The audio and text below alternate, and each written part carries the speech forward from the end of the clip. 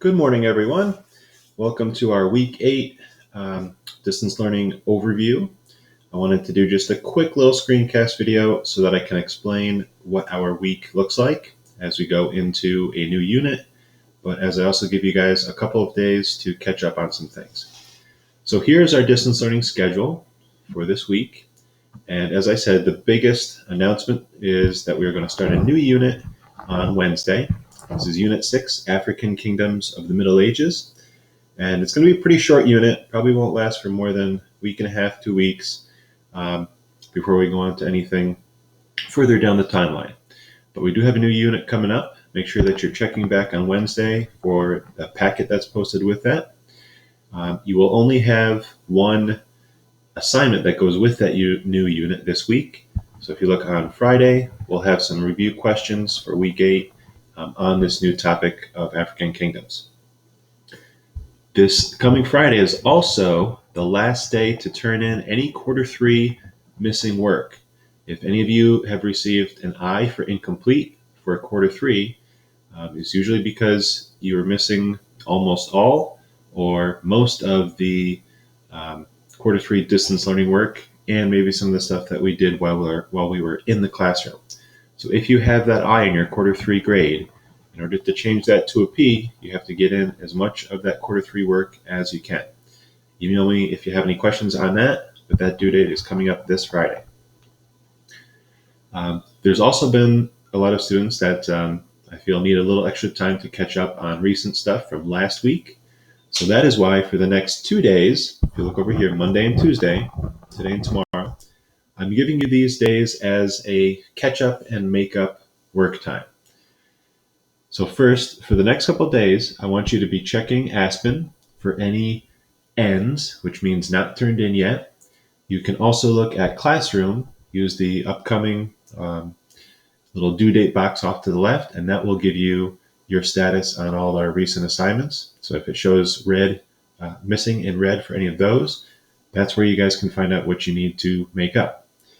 Last week, we did have a few things that were due.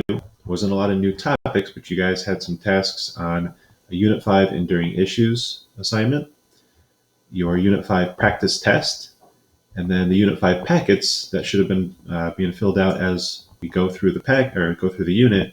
That should have been turned in once you've taken your test.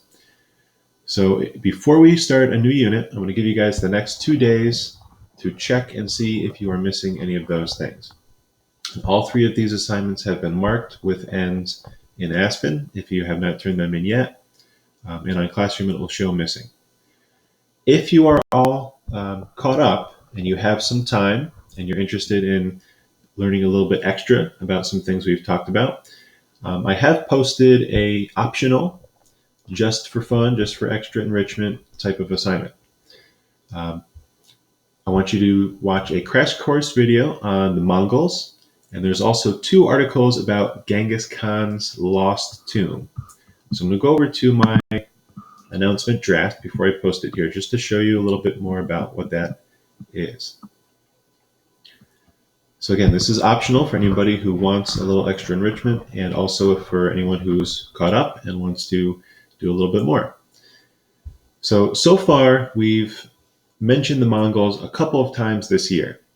And even though we have to kind of skip doing a big lesson or a section of a unit about them because of our topic schedule is getting a little bit tight, they definitely deserve a pretty close look for you guys to check out.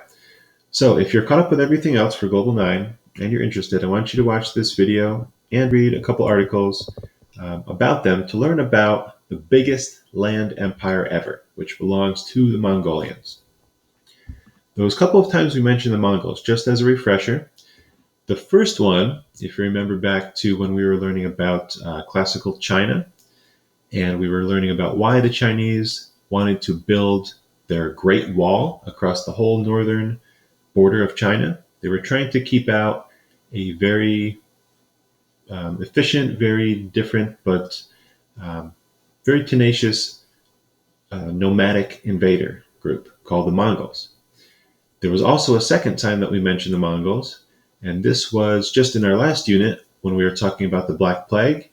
We said that one way the Black Plague spread from Asia towards Europe was inadvertently by Mongol invaders who made their way into like Western Asia above the Middle Eastern region, very, very close to like Eastern Europe.